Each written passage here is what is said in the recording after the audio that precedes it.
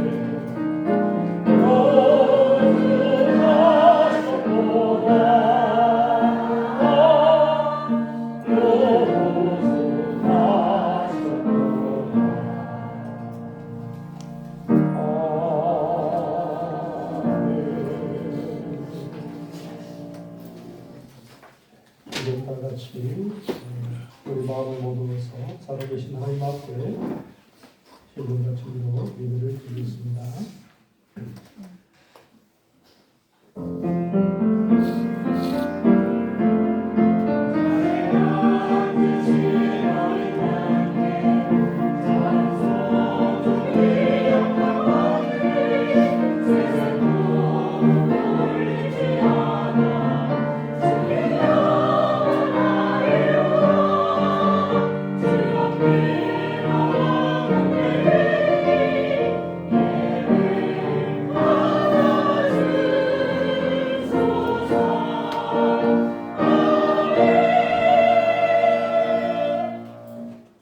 그러므로 주께서 친히 징조를 너희에게 주실 것이라. 보라, 처녀가 잉태하여 아들을 낳을 것이요 그의 이름을 임마누엘이라 하리라. 하나님은 영이시니 예배하는 자가 영과 진리로 예배할지니라. 거룩하신 하나님 아버지, 구세주 예수 그리스도의 당성탄을 바라보며 하나님을 향한 저희의 믿음과 소망과 사랑도 더욱 깊어지게 하옵소서. 또한 주님을 향한 사랑이 깊어질수록 우리들은 예배도 더욱 신령한 예배가 되게 하여 주옵소서. 이 시간 우리 안에 있던 세상의 걱정과 근심은 간데없이 사라지게 하시고 오직 구원자로 오셔서 우리 곁에 계신 그리스도와 십자가만 걸리게 하여 주옵소서. 예수님의 이름으로 기도하옵나이다. 아멘. 다 같이 일어나셔서 말씀과 20장을 읽겠습니다.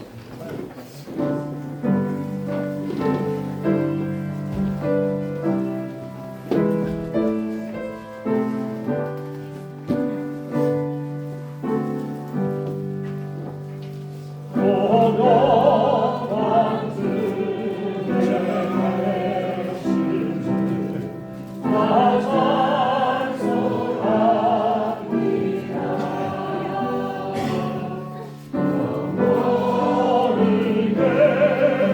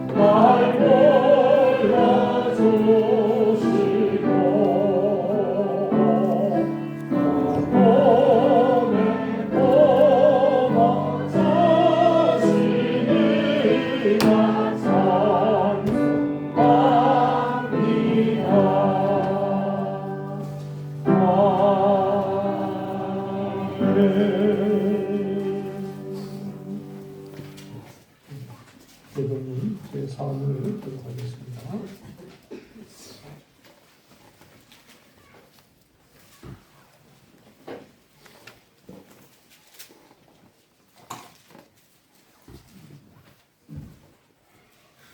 여호와여 나의 말에 귀를 기울이사 나의 심정을 헤아려 주소서.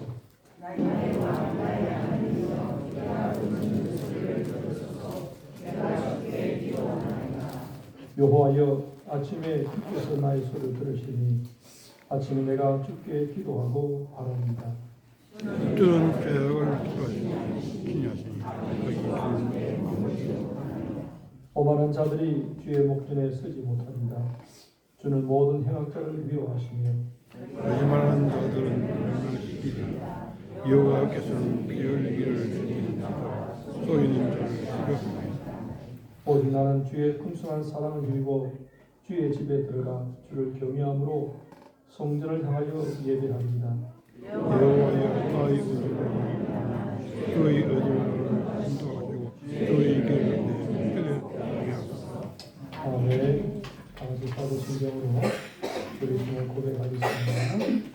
나는 전능하신 아버지 하나님 천지의 창조를 믿습니다. 나는 계획하신 아들 우리 주 예수 그리스도를 믿습니다. 그는 성도를 택하여 공중과 나를 계승하시고 먼저 나에게 고난을 받아 십자가에 못 박혀 죽으시고 장사된 지 4일 만에 죽은 자 가운데서 나왔으며 하늘에 오르시어 전능하신 우리 하나님 그냥 자리사 그이로부터 살아있는 자와 죽은 자를 심판하려 하십니다. 나는 성령을 믿으며 거룩한 공교와 성교조와 죄의 용서로 오늘 이어가 인생을 믿습니다. 아멘. 장소자 430.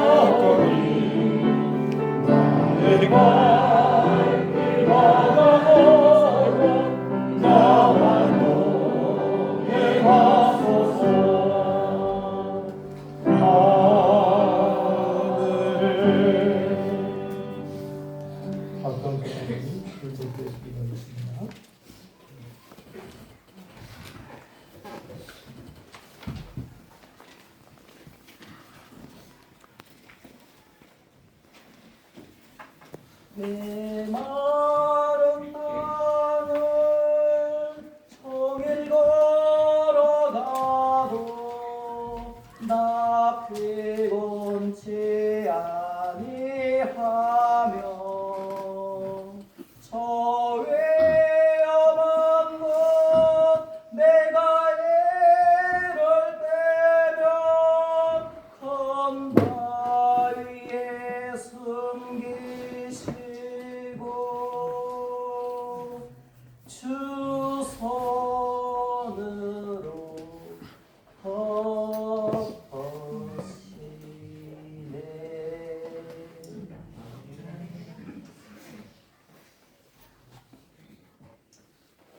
주의 자녀들이 크리스마스를 당하며 거룩한 주님의 날에 모여 경배와 찬양으로 영광을 돌리게 하시니 감사합니다. 하나님은 우리의 경배를 받으시기에 합당한 분이시며 우리가 밤낮 찬송을 불러도 부족한 분임을 고백하며 찬양합니다. 2000년 전 이땅 베들레헴에 그 위에 인간 아기의 모습으로 오신 예수님을 생각합니다. 하나님 되심을 바라고 인간으로 나되신 예수님의 모습이 우리가 살아가야 할 모습임을 깨닫게 하여 주시옵소서. 주님은 자기를 부인하고 자기 십자가를 지고 주님을 쫓으라고 말씀하시는데 우리는 여전히 십자가를 무거운 짐으로 생각하고 있으니 우리를 불쌍히 여겨 주옵소서. 조국 대한민국을 긍휼히 여겨 주시옵소서. 대통령뿐만 아니라 정치 지도자들이 하나님을 두려워하며 백성을 사랑하는 정치를 하게 하여 주시옵소서.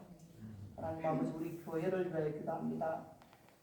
각 기관들 위해 하나님 축복하여 주시옵소서. 특별히 다음 세대를 위하는 주일학교 교사들과 또 학생에 위해 은혜 입혀 주시옵소서. 매 주일마다 찬양으로 섬기는 성가대 위에 주님 은총 부어 주시옵소서. 또 악기를 수고하는 우리 학생들 위해 하나님 은총 부어 주옵소서. 이름도 없이 빛도 없이 구석구석에서 봉사하는 손길들이 있었기에 주님의 몸된 교회가 또 힘있게 또 건강할 수 있음을 고백하며 찬양합니다. 하나님 아버지, 우리 성교사님들을 위하여 기도합니다. 그분들의 필요를 채워주시고 그의 가족 자녀들의 건강을 지키시고 자녀들의 앞길을 선하게 인도하여 주옵소서. 오늘도 예배를 통해 우리 안에 계신 성령님을 더 인재를 경험하게 하여 주옵소서. 온 성도들이 신령과 진리로 예배할 때에 말씀과 찬양 중에 가시는 주님을 경험하게 하여 주시옵소서. 하나님 인격적으로 만나는 살아있는 예배가 되게 하여 주옵소서. 목사님의 말씀과 성령으로 충만케 하여 주시옵소서. 찬양으로 영광 돌리는 성가대 찬양을 받아 주옵소서. 예배 수용되는 모든 자들에게 은혜 더하여 주옵소서. 길이요 진리요 생명이 되시는 예수님 이름으로 기도합니다. 아멘.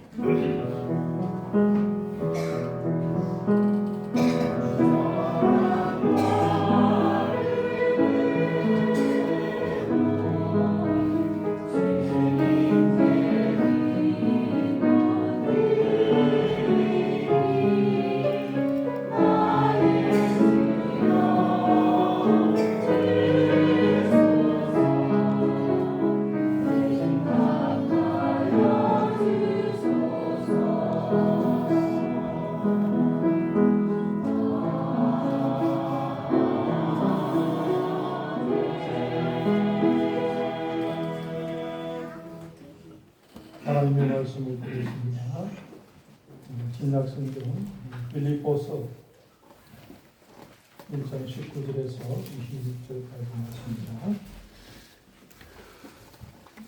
신약성경 319페이지에 있습니다.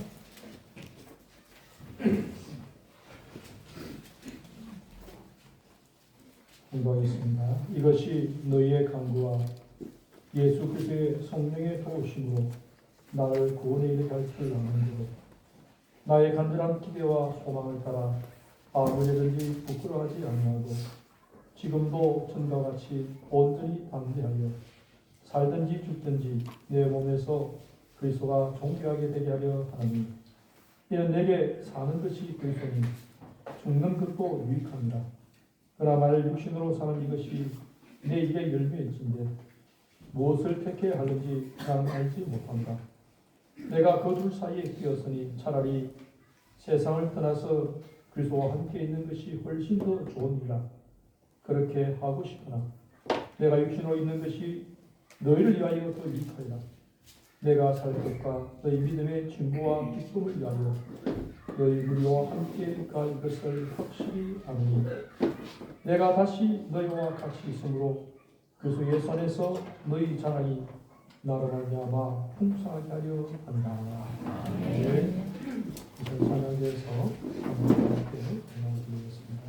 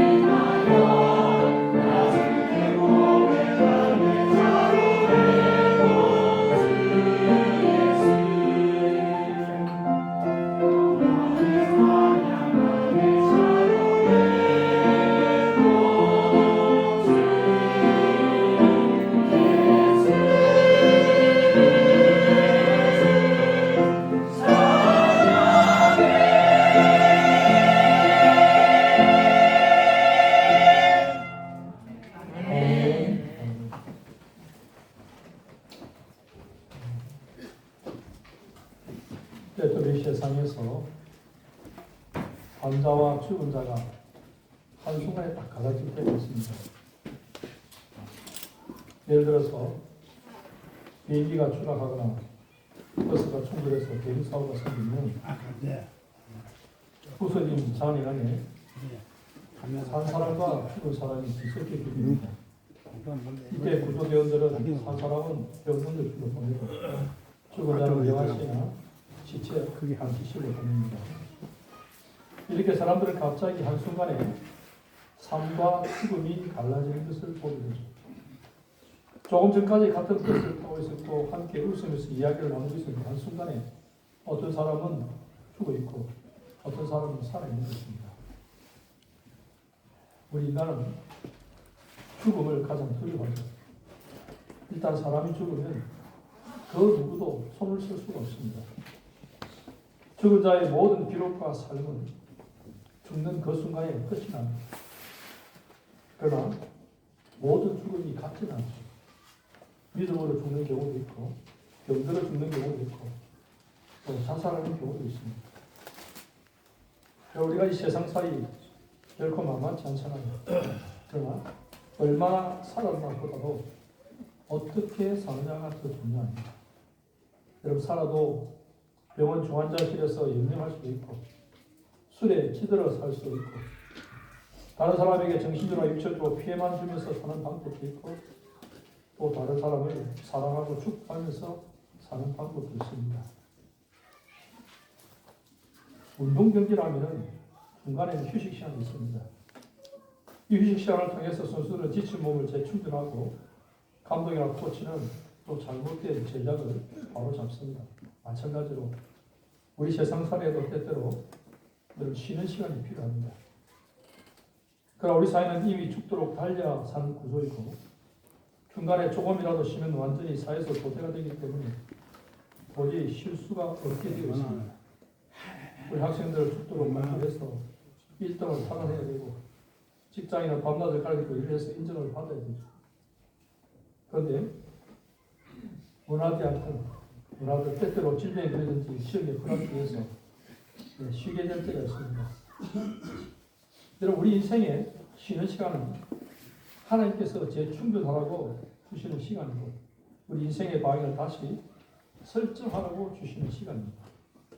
우리가 조금이라도 여유를 가지고 객관적으로 또 종합적인 시각으로 자신을 볼 수 있다면 무엇보다 하나님의 눈으로 모든 상황을 분별할 수만 있다면 우리가 사는 방식은 완전히 달라집니다. 오늘 사도 바울은 시대 감옥에서 다른 모든 활동이 중단되고 성도들과의 교제조차도 금지되었을 때 자기 자신의 문제에 대해서 깊이 생각해 보았습니다.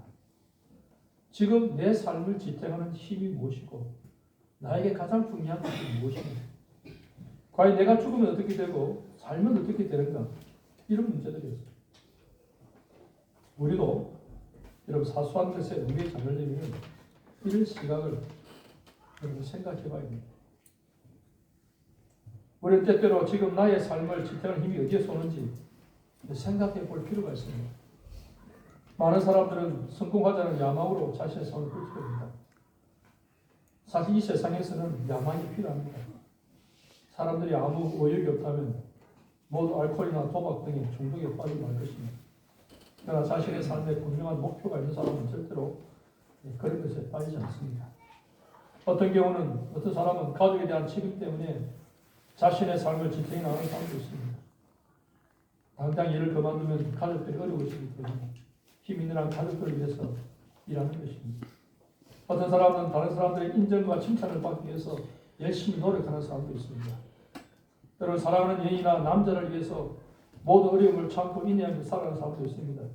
자, 그렇다면 여러분은 무엇을 위해서 살아가고 있습니까? 여러분 무엇을 위해서? 여러분을 지탱하는 힘이 무엇입니까? 오늘 19절 말씀 다 같이 한번 읽읍시다. 시작. 이것이 너희 강구와 예수 그리스도의 성령의 뜻입니다. 나를 보내게 하는 죄를 받는 거로 사도 바울에게 어떤 위기 가운데서도 자기를 지탱하는 안전벨트가 있었습니다. 그것이 바로 성도들의 기도와 예수 그리스도의 성령의 도우심이었습니다. 너희의 강구와 그리스도의 성령의 도우심으로 나를 구원에 이르게 할 줄 아는 거예요. 나를 구원에 이르게, 여기서 말하는 구원이라는 것은 우리가 뭐 죄에서 구원받는 그 구원이 아닙니다. 여기서 사도 바울이 말하는 구원은 감옥에서 무사히 풀려나는 것과 함께 그 당시에 정신적인 두려움에서 승리하는 것을 의미하는 것입니다. 사도 바울도 인간이기 때문에 이 감옥이라는 분위기가 답답했고 또 재판의 결과가 두려웠습니다. 바울은 감옥에 얼마나 갇혀 있을지, 재판의 결과가 어떻게 나올지 굉장히 불안했을 것입니다. 그런데 사도 바울은 딱 두 가지만 생각하면 안심이 되었습니다. 그 하나가 성도들의 기도였습니다. 성도들이 깨어서 기도하는 이상 사탄은 절대로 장난을 칠 수가 없습니다. 예루살렘에서 그 당국이 야고보를 죽이고 베드로까지 죽이려고 감옥에 가두었는데 성도들이 기도하는 가운데 천사가 와서 베드로를 깨워 감옥 밖으로 데리고 나간 일이 있었습니다. 그때 수비하는 사람들은 두 사람이 나가는 것을 보면서도 알지 못했습니다. 참으로 성도들의 기도는 이렇게 위력이 있습니다. 여러분, 그리스도인이 위기에 처했을 때 가장 필요한 것은 형제들의 기도입니다. 어려운 위기에 빠진 성도를 위해서 교회가 합심해서 기도하면 이상하게 한참 불안해지다가도 금방 마음이 편해지면서 두려움이 없어지는 것을 경험합니다. 옛날에 교회 한 자매가 일본 선교사와 결혼해서 일본에서 목회를 하고 있었습니다. 그런데 교회 나오던 일본인의 한 아기가 갑자기 죽었습니다. 그때 사람들은 교회에 나가서 축구를 당했다고 수군거리기 시작했습니다. 그래서 이 자매는 거기에 있는 교회 목사님에게 전화를 해서 기도를 부탁했습니다. 목사님은 온 교회와 함께 합심해서 기도했을 때 무사히 은혜 가운데 장례를 치르고 오히려 그걸 통해서 더 일본인 가운데 전도가 활발하게 이루어질 기회가 됐다는 것입니다. 우리가 알 수 없는 그 역사들이 나타나는 것입니다. 그리고 두 번째 바울을 지탱해 준 또 하나의 힘은 바로 예수 그리스도의 성령의 인도하심이었습니다. 요한복음 14장 26절에도 이런 말씀이 있습니다. 보혜사 곧 아버지께서 내 이름으로 보내실 성령 그가 너희에게 모든 것을 가르치고 내가 너에게 말한 모든 것을 생각나게 하리라. 예수님은 우리를 고와 같이 버려두지 아니하시고 보혜사 성령을 보내시겠다고 하시는데 그 성령님은 항상 우리와 함께 계셔서 우리가 해야 할 것을 가르쳐 주십니다. 그 성령님은 지혜의 신이시고 능력의 신이십니다. 제 아무리 뛰어난 사도라도 마음속에서 일고 있는 이 불안의 폭풍을 피해갈 수는 없습니다. 지금까지 그렇게 많은 사람들을 가르쳤지만 지금은 자기가 너무 주려고 하고 있습니다. 그런데 그를 붙들리는 게 뭡니까? 성령님이 주시는 확신입니다. 즉 내가 결코 너를 혼자 두지 않겠다는 그 시험의 음성인 것입니다. 여러분, 주님의 시험의 음성은 원자 폭탄보다 더 큰 능력을 가지고 있다는 것입니다. 보세요. 하나님께서 영적으로 침체된 엘리야의 세미한 음성을 듣게 하기 전에 태풍을 듣게 하셨습니다. 지진을 보게 하셨고 큰 불을 경험하게 하셨습니다. 태풍, 지진, 큰 불 가운데서도 주님은 말씀하지 않았습니다. 그 후에 하나님은 세미한 음성으로 엘리야를 위로하시고 가르쳐 주셨습니다. 이것은 하나님의 세미한 음성이 그만큼 능력이 있다는 것을 우리에게 보여주는 것입니다. 그래서 사도 바울은 이 위기의 순간 자기의 힘이 아닙니다. 다른 힘이 자기를 붙들어주는 것을 느꼈습니다. 그것이 빌립보 교인들의 기도와 예수 그리스도의 성령의 도우심이라고 생각했습니다. 그리고 사도 바울은 지금 자기의 가장 중요한 것이 무엇인지를 생각해 보았습니다. 내게 가장 중요한 것, 그 자기 감정이나 다른 사람 하는 말이 아니었습니다. 사느냐 죽느냐는 것도 아니었습니다. 20절입니다. 20절 다 같이 읽읍시다. 시작. 나의 간절한 기대와 소망을 따라 아무리든지 이끌어가게 하시고 지금도 전과 같이 온전히 장대하여 살든지 죽든지 내 몸에서 그리스도가 존귀하게 되리라. 지금 사도 바울이 가장 중요한 것은 부끄럽지 않은 것입니다. 부끄럽지 않은 것. 어떤 사람이 있다든지 비급하지 않고 당당한 것입니다. 이게 참 중요합니다. 사람이 막다른 고통이나 막다른 이제 더 이상 내 인생이 끝나겠다 싶을 때도 가장 중요한 그 하나의 주님, 내가 내 인생에 부끄럽지 않고 당당하게 살겠다. 그렇죠? 그래서 나의 간절한 기대와 소망을 따라 아무래든지 부끄러워하지 않으려고 지금도 저와 같이 온전히 담대하리라. 또 다른 하나는 그리스도를 자기 몸에서 존귀하게 하는 것입니다. 살든지 죽든지 내 몸에서 그리스도가 존귀하게 되게 하라. 그는 자기보다 그리스도를 소중히 여겼습니다. 그는 정말 그리스도의 종으로서 모든 것을 마치기로 했습니다. 여러분, 그리스도의 종으로 살기 위해서는 무엇보다도 그리스도의 마음을 가져야 됩니다. 그리스도의 마음. 사도 바울은 지금 주님이 여기 계신다면 나에게 무엇을 원하시고 명령하시겠는가 생각했습니다. 그래서 주님의 뜻대로 끝까지 충성하기를 원했습니다. 여기 사도 바울은 21절은 놀라운 신앙고를 합니다. 이는 내게 사는 것이 그리스도니 죽는 것도 유익합니다. 헬라 성경은 더 간단하게 기록했습니다. 사는 것, 그다음 그리스도, 죽는 것, 유익. 사도 바울은 지금까지 그리스도를 위해 살았습니다. 그렇다면 죽음 또한 주님을 나타내는 것이 한다는 것이 아닐까? 지금까지 살아온 것이 자기 자신의 힘이 아니고 주님의 힘이라면 죽는 순간에도 주님의 힘으로 죽어야 되겠다는 그 뜻이 아니겠죠. 사도 바울은 지금까지 많은 고비 중에 자기를 살려주신 주님께서 만약 이번에 자기를 죽게 하신다면 그것도 주님의 능력이 부족해서가 아니라 더 큰 뜻이 있기 때문이라고 생각했습니다. 이렇게 생각하고 믿는다면 굳이 죽는 것을 두려워할 필요가 없는 것입니다.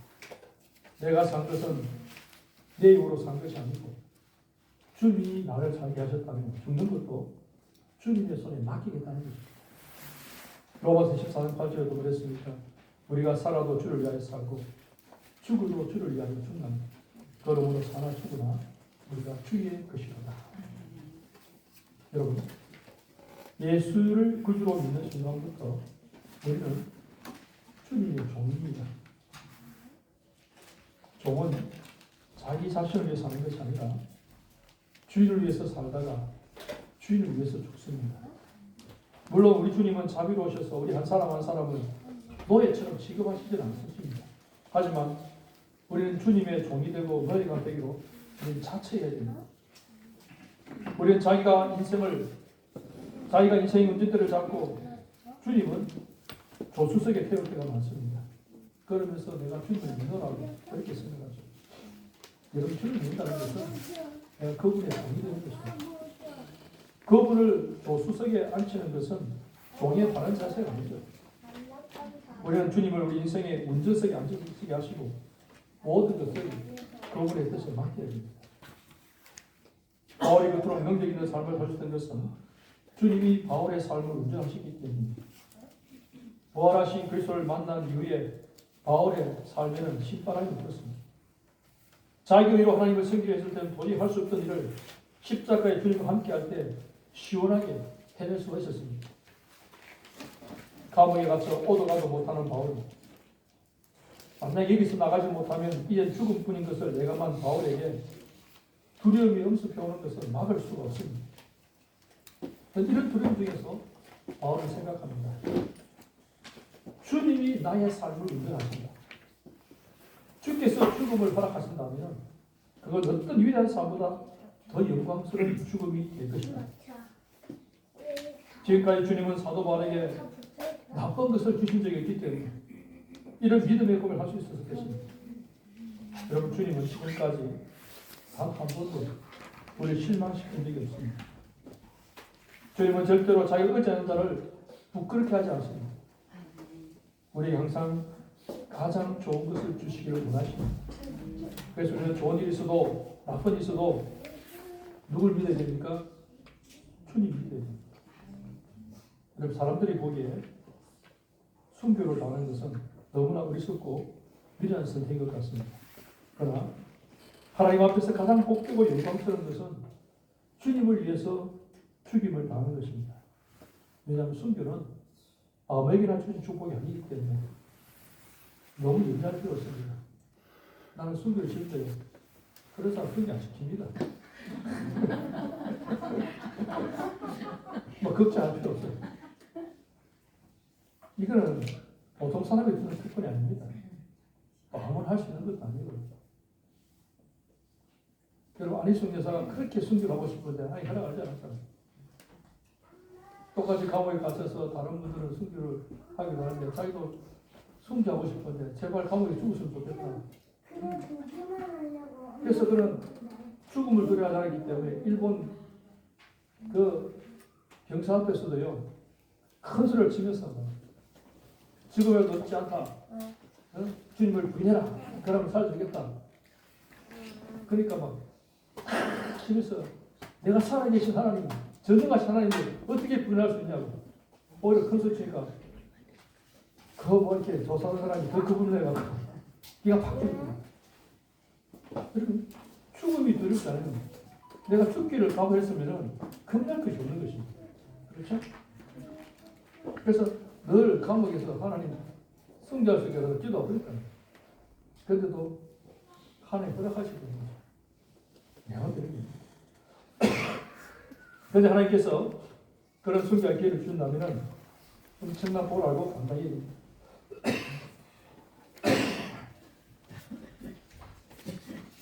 지금 우리는 소비지향적인 사회에 살아갑니다.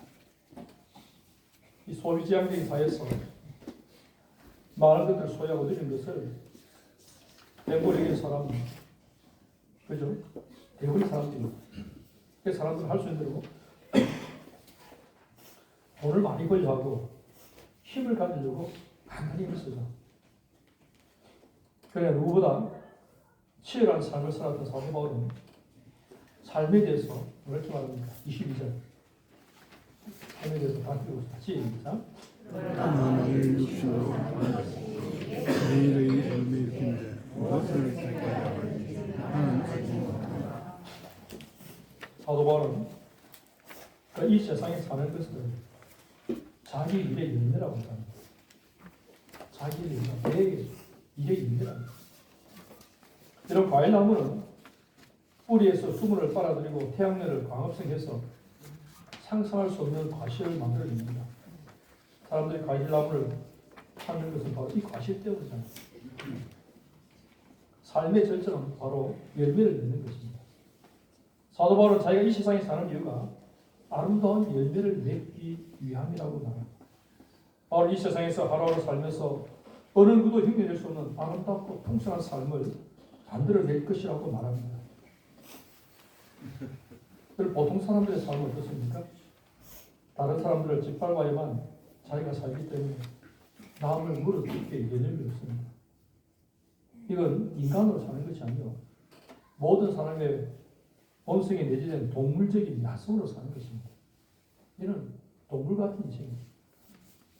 이 세상은 남을 이기는 것을 성공이라 이깁니다. 이 탐욕과 욕심의 열매인 악을 거두며 더 심각한 악으로 치달아갑니다. 자기 본성대로 심고 그 악한 본성대로 걷다가 죄악 중에 죽는 거예요. 그래서 사람들이 이 세상에 살면 살수록 더 많은 죄를 짓게 되어 있습니다. 왜냐하면 인간 안에 선한 것이 조금도 없기 때문입니다. 죄된 본성이 깊이 뿌리를 내리고 삭을 틔우면서 죄를 통해서 광합성을 하면서 자랍니다. 결국에는 인간의 인격 안에서 열매를 맺어서 인간 스스로 파멸에 이르게 됩니다. 물론 사도 바울도 예수를 만나기 전에는 죄의 열매를 맺는 사람이었습니다.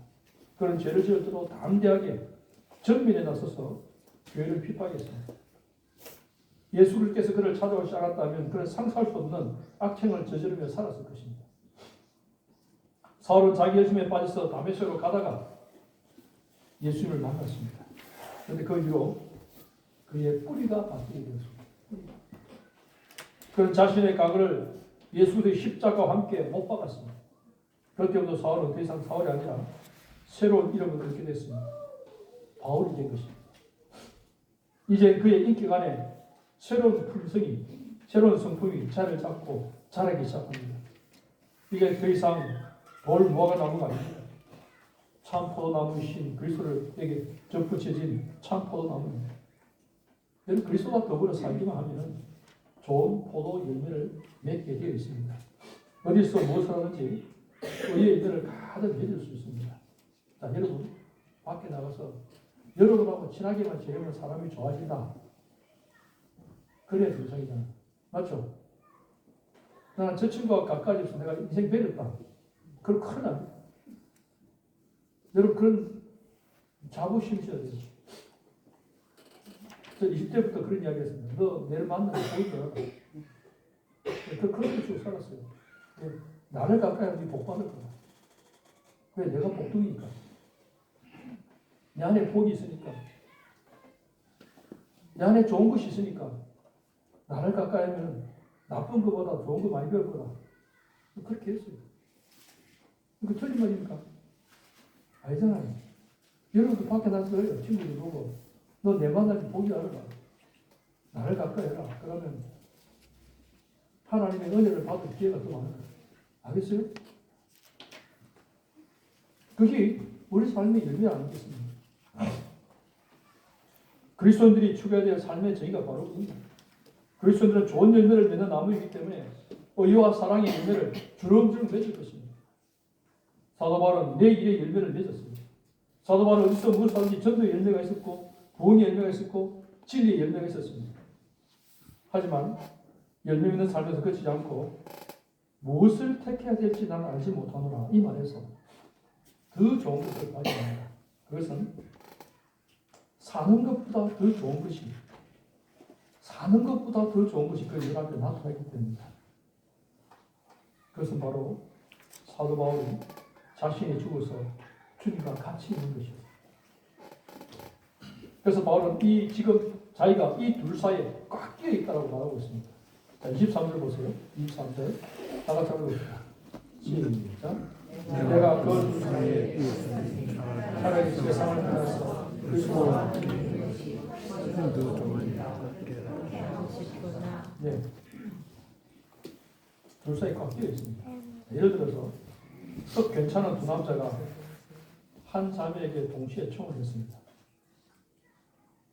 자매가 올 때 두 사람 중 어느 한 사람도 포기할 수 정도로 둘 다 너무 아깝습니다. 그렇다고 해서 두 사람 모두 같이 할 수는 없습니다. 그때 이런 표현을 썼거든요. 내가 지금 두 남자 사이에 꽉 끼어 있다. 어떻게 해야 됩니까? 결단을 내야 됩니다. 사도 바울은 죽음 이후에 그리스도와 함께 갈 것을 생각하니까 너무 좋아서 삶과 죽음 사이에서 어떤 쪽을 택해야 될지 모르겠다라고 설명하고 있습니다.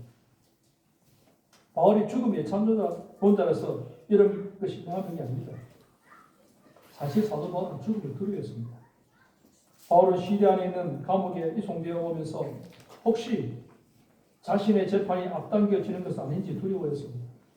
할 수만 있으면 죽음에 대해 생각하지 않으려고 애를 썼을 것입니다. 그러다가 어느 날 갑자기 바울의 마음속에 용기가 생기기 시작했습니다. 도대체 죽음이 무엇이기에 내가 이렇게 죽음을 두려워해야 하는가 이런 생각이 든 것입니다. 무조건 죽음을 피하려고 할 것이 아니라 어차피 한번 죽음을 거치한다면 내가 죽음에 대해서 진지하게 생각해 보자는 것이었습니다. 여러분은 죽음을 생각하면 가장 먼저 무엇이 생각납니까? 여러분 죽음의 고통이 떠오르지 않습니다. 그렇습니다. 죽음은 참으로 고통스럽습니다. 죽음의 고통이 이 세상에서 가장 큰 고통이죠. 어떻게 죽든지 죽는 것은 그 자체가 고통입니다. 왜냐하면 죽음이라는 것은 나라는 존재가 더 이상 시간과 공간에 존재하지 않는 것입니다. 사람들의 기억에서 사라져가고 육체는 썩어서 이 땅에 거름이 될 것입니다. 사도 바울도 어느 날 자신의 죽음에 대해서 진지하게 추론하기 시작합니다. 처음엔 바울도 죽음이 무섭고 두려웠습니다. 그런데 죽은 후를 생각해 보았습니다. 사도 바울이 죽고 난 후에 어떻게 됩니까? 그럼 주님의 얼굴을 직접 눈으로 뵙게 될 것입니다. 죽음의 고통은 너무나도 잠깐이고 영원히 주님과 함께 있게 됩니다. 이것은 말할 수 없는 기쁨이고 영광이며 축복이었습니다. 이 세상의 어떤 행복이나 즐거움도 주님을 만나는 것과는 비교할 수가 없었습니다. 사도 바울은 이것을 욕망이라고 표현합니다. 바울에게 주님을 만나는 것은 강력한 욕망이 되었습니다. 자, 그렇다면 여러분은 죽음을 드셔야 합니다. 하나님 모르는 사람들에게 죽음은 모든 존재의 끝입니다. 모든 사람들에게는 죽음 자체가 고통스럽습니다. 그러나 죽음 이후에 더 말할 수 없는 고통이 있습니다. 바로 영원한 지옥의 심판입니다. 그러니까 주를 믿지 않은 사람들에게는 정말 소망이에요. 그러나 믿는 자에게는 죽음은 주님을 만나는 것입니다. 우리는 천사들의 손에 이끌려서 지금 이 세상과는 비교할 수 없는 기쁨의 나라에 들어가게 됩니다. 우리는 영광으로 빨려 들어갈 것입니다. 여러분 거기서 느끼는 기쁨은 여기서 맛보는 것과는 비교할 수 없는, 그리고 하나님을 향한 사랑과 신뢰도 끝이 없어서 여기서는 상상할 수 없는 복을 누리게 됩니다. 우리가 죽는 것은 예를 들면 수영장에서 물 미끄럼틀을 타는 것에 비교할 수 있습니다. 저 꼭대기에서 아주 경사가 높은 물 미끄럼틀을 딱 타고 내려가려면 높은 데서 겁나지 않습니까? 그죠? 그렇지만은 용기를 내고 탁 몸을 맡기면 어떻게 됩니까? 신나는 세상이 펼쳐집니다. 그 끝에는 언제간 성들과의 감격적인 만남이 기다리는 거죠. 사도 바울은 자신의 죽음을 진지하게 생각하면서 빌립보 교인들을 가장 많이 생각했습니다. 왜냐하면 빌립보 교인들은 바울을 기다렸습니다. 바울이 자기들을 실망시키지 않을 것이라고 믿었습니다. 그렇게 힘없이 죽을 리 없다라고 확신했습니다. 반드시 살아서 자기들을 만나러 올 것이라고 생각했습니다. 그래서 주님과 함께 있을 생각하며 죽음을 욕망하게 됐지만 빌립보 교인들의 사랑과 믿음을 생각하면 그렇게 기꺼이 죽을 수만은 없었습니다. 자, 24절 말씀 잘하세요. 시작. 내가 육신으로 있는 것이 너희를 위하여 그리스도의 얼굴을 마주할 생각에 죽음을 앞두고도 기쁨이 충만했던 사도 바울입니다. 하지만 세상에 남은 성도들을 생각할 때 완전 기쁘지 않았습니다. 사도 바울은 빌립보 교인들을 생각하면서 이번에 죽지 않을지도 모른다는 확신을 갖게 됩니다. 자, 25절 26절 또 읽읍시다. 시작. 내가 살 것과 너희 믿음의 중부와 기쁨을 위하여 너희 우리와 함께 받은 것을 확신하노라. 내가 다시 너희와 같이 있으므로 그리스도 예수 안에서 너희 자랑이 나를 말미암아 풍성하게 하리라. 바울은 사는 것도 좋고 죽는 것도 멋지지만 빌립보 교인들을 생각하니까 이 세상에서 부흥을 일으키는 중요한 일이 남아있음을 알게 되었습니다. 빌립보 교회의 믿음의 진보와 기쁨을 위해서 할 일이 있다라고 말하게 되었습니다. 내가 사는 것이 빌립보 교인들에게 유익하겠다. 여러분, 예수님은 이 세상에 천국을 가지고 있었습니다. 그래서 우리는 죽지 않아도 천국을 경험할 수 있습니다. 이 땅에서 경험할 수 있는 최고의 천국이 뭐냐? 바로 구원입니다. 우리의 심령에 복이 나면요, 세상 강도 높고 구속하신 소망 보입니다. 얼마나 좋고. 사도 바울은 이 부흥을 위해서 자기가 이번에 살 것 같다라고 확신하고 있습니다. 빌립보 교인들에게 다시 한번 만나서 빌립보 교회의 부흥을 일으키자고 말하고 있는 것입니다. 이것이 죽는 것보다 더 큰 기쁨이기 때문입니다. 바울의 이 고백을 통해서 우리는 무엇이 있으며 이 세상을 살아야 될지를 분명히 알 수가 있습니다. 우리가 살아야 될 것 자체가 여러분 하나님의 나라에, 여러분 교회에, 또 우리의 부흥에 도움이 됩니다. 우리는 그리스도 안에서 열매를 맺는 과일나무가 되었습니다. 이 세상에 사는 것을 두려워할 필요는 없습니다. 살면 살수록 멋진 열매를 맺는 나무들이기 때문에 여러분은 다 복등입니다. 여러분 복의 거두로 말미암아서 복을 수여받은 사람입니다. 여러분을 만나는 사람은 다 복받을 수 있는 가능성을 가진 사람입니다. 여러분을 만났는데도 복을 못 받았다면 그 사람은 책임입니다. 그래서 생각하세요. 먼저 복을 받은 사람입니다. 그러니까 여러분 오래오래 잘 사십시오. 믿음을 잘 사십시오. 왜냐하면 삶을 살수록 멋진 열매를 맺는다는 겁니다. 또 우리는 죽음을 두려워할 이유도 없습니다. 언제 주님 불러가시더라도 더 좋은 곳이 준비되어 있기 때문에 이 세상에 사는 것보다 더 멋진 것이 주는 것입니다. 내가 가면 이걸 어떻게 하나 걱정할 필요 없습니다. 가면 됩니다. 남아 있는 거 신경 쓸 필요 없어요. 그냥 오라면 가면 됩니다. 우리 예전 되신 분들은 언제 하나님 부르실 수 있습니까? 우리 크림님이 지금 88세입니다. 한 번씩 그런 이야기입니다. 이제 뭐 하나님 언제 부르실지 모르는데, 그죠? 무슨 욕심이 있겠습니까? 그죠? 그렇습니다. 항상 준비되어 있습니다. 오늘이라도, 오늘 밤이라도 하나님 오락하시면 그냥 편안하게 기쁘게 가면 됩니다. 네. 우리가 걱정할 필요 없습니다. 남은 사람은.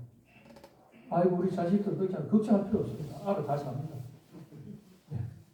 그냥 하나님 부르시면 가면 돼요. 네. 영원한 그곳에 가면 돼요. 가기 전에 우리 어르신들은 기회가 주어진다면 자식들에게 믿음을 유언을 하고 가시면 좋고, 그죠? 네. 그래서 평생 잊지 못할 한마디 하고 그렇게 하면 얼마나 좋겠습니까? 어쨌든 우리는 죽으면 영광의 날에 들어가게 됩니다. 그래서 죽음을 명망할 수 있지만 아직 살아있는 한 우리가 꿈꿔야 될 것은 성도와의 교제를 나누며 함께 부흥을 일으키는 것입니다. 우리가 함께 교회 공동체로 모여서 우리가 해야 될 것 함께 우리가 마음을 같이 해서 하나님의 나라를 세워갑니다. 그걸 위해서요. 그래서 살든 죽든지 우리 주어진 시간을 낭비하지 말고 서로 사랑하고 축복하면서 제일 아까운 시간이 뭔지 압니까? 서로 삐끼 갖고 말도 안 하고 시간만 보는 게 정말 아까운 시간입니다. 결대로 여러분 싸우거나 삐끼거나 그렇게 하지 마세요. 서로 마음을 같이해서 함께하는 그 시간 더 열심히 일할 수 있는데 삐끼나고 어떻게 합니까? 서로 일 안 합니다. 그 시간 낭비잖아요. 아까운 시간 소비하는 것입니다. 쓸데없는 감정상을 하지 맙니다. 우리는 서로 사랑 가운데 교제하면서 마음을 같이해서 함께 하나님 나라를 세워가는 힘을 갖는 것입니다. 그러다가 주님 오시면 그런 기쁘게 맞이하고 또 주님 부르시면 가면 되는 것입니다. 그래서 서로 사랑하며 축복하며 하나님 나라의 부흥을 일으키는데 우리 남은 생애를 행사할 수 있는 기도 상기소 다 되시기를 주님으로 축복합니다. 하나님 아버지 감사합니다. 사도 바울이 사택연금 상태에 있다가 이제 시대 감옥에 들어가게 됐을 때 더 이상 자유롭지 못하고 성들과 교제도 할 수 없는 언제 재판을 받고 언제 자신에게 사형원도가 되어질지 모르는 그런 감옥 안에서 두려움에 사로잡혔지만 그러나 지금까지 함께 하셨던 주님을 생각하며 죽고 난 뒤에 그의 삶을 생각해 볼 때 그런 성도들의 기도와 하나님의 성령의 도우심으로 말미암아서 오히려 죽는 것이 더 유익하지만 그러나 우리가 사는 것이 또 빌립보 교인들에게 도움이 된다. 그런 엄청난 깨달음을 통해서 이미 그 마음속에서 죽음을 정복하고 살든지 죽든지 주님만 존귀하게 하려는 그 사도 바울의 그 마음, 신앙의 고백들, 이 고백이 남의 고백이 아니라 우리 모두의 고백이 되게 하여 주옵소서. 내가 사는 것은 하나님께서 우리에게 열매 있기를 바라시는 아름다운 구원의 일들을 믿는 불소식의 불을 감당할 수 있는 우리 모두가 되게 하여 주시고 언제 주님 부르시라도 준비되어 있는 주님 앞에서 충성된 하나님의 종으로 살아갈 수 있는 우리 성도들 되게 하여 주시고 우리가 같이 마음을 합해서 하나님 나라를 건설하는 일에 함께 힘을 다할 수 있는 우리 오상교회 다 되게 하여 주옵소서. 예수님의 이름으로 기도하옵나이다. 아멘. 찬송가 549장을 찬송하겠습니다.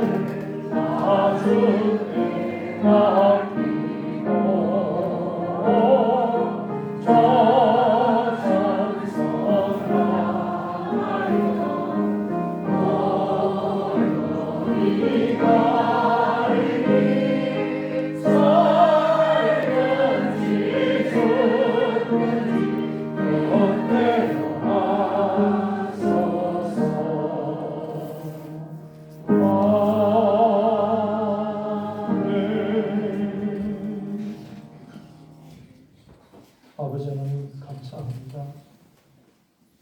영원한 천국을 소망하며 이 땅에서 우리에게 믿음의 삶을 살 수 있는 기회를 주시고 하늘의 상급 주시기 위해서 저희들을 주님께서 붙드셔서 귀한 직분 주시고 원사 주셔서 충성된 하나님의 사람으로 살게 해주신 것 얼마나 감사합니다. 하나님께서는 우리 아버지가 되셔서 우리가 이 땅에서 믿음으로 살아가는 주의 자녀들에게 때를 따라 필요한 것 부정없이 채워주시면서 얼마나 감사하지. 우리가 늘 모든 것들이 주님께로 마음이 줄 알고 오늘 그 믿음의 고백으로 실제로 주님 앞에 인성드렸습니다. 하나님께서 기쁘게 받으시며 아버지 이들의 삶 가운데 날마다 주님이 주님 되시기 끝나도록 역사하여 주옵소서. 오늘 여러분 영으로 주연에 감사하여 주님 앞에 뇌물로 드는 사람을 기억해 주옵소서.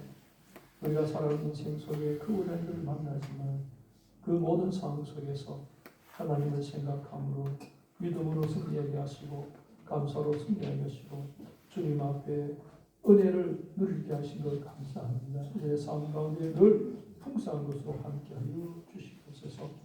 특별히 또 생일을 맞이해서 감사드리는 손길 하나님 기억하여 주옵소서. 하나님의 분명한 목적과 뜻 가운데 예수 믿고 구원받아 하나님의 자녀로 살게 하셨사오니 남은 생에도 하나님의 손에 붙들려 살아갈 수 있도록 성도로 충만한 은혜를 더하여 주시옵소서. 성경공으로 주님 앞에 드리는 손길이 있습니다. 하나님 주신 복음의 사명 앞에 헌신하여 드렸사오니 주님 기쁘게 받으시며 이 물질이 있는 곳에 주님의 나라가 힘있게 건설되게 하시고 하나님의 영광만이 나타나게 하여 주시고 우리 손길 가정에도 복을 더하여 주셔서 하나님 나라의 큰 군대로 축복하여 주시옵소서. 구정으로 주님 앞에 드린 손길도 기억하여 주시고 주께서 주신 사랑을 흘려보는 아버지 물질을 통해서 주님의 사랑이 더 꽃피게 하여 주옵소서. 정성을 다해드린 주님으로도 하나님 같은 일을 베풀어 주시고 오히려 없이 빛도 없이 하나님의 나라와 몸된 교회를 위해서 수고하고 헌신하는 모든 종들을 기억하여 주옵소서. 믿은 예물 건신을 통해서 아버지 영광 받으시며 이 모든 것들이 주의 뜻을 이루며 삶에도 역사하여 주옵소서. 예수님 이름으로 기도드리옵나이다. 아멘. 다 같이 나와서 일장 하겠습니다.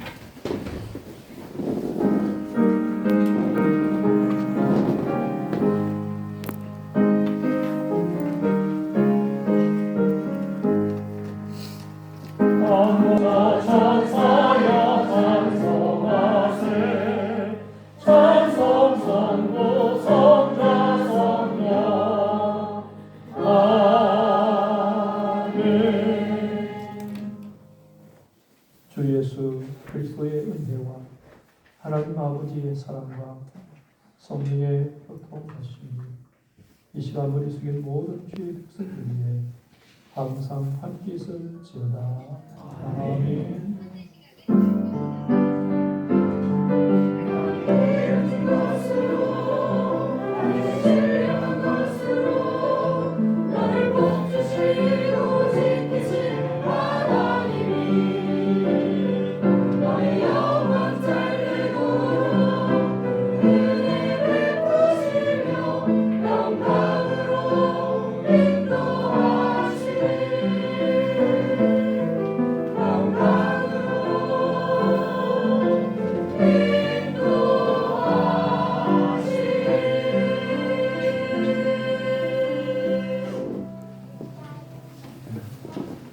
기억만 갖고 인사합시다. 네, 사랑합니다. 감사합니다.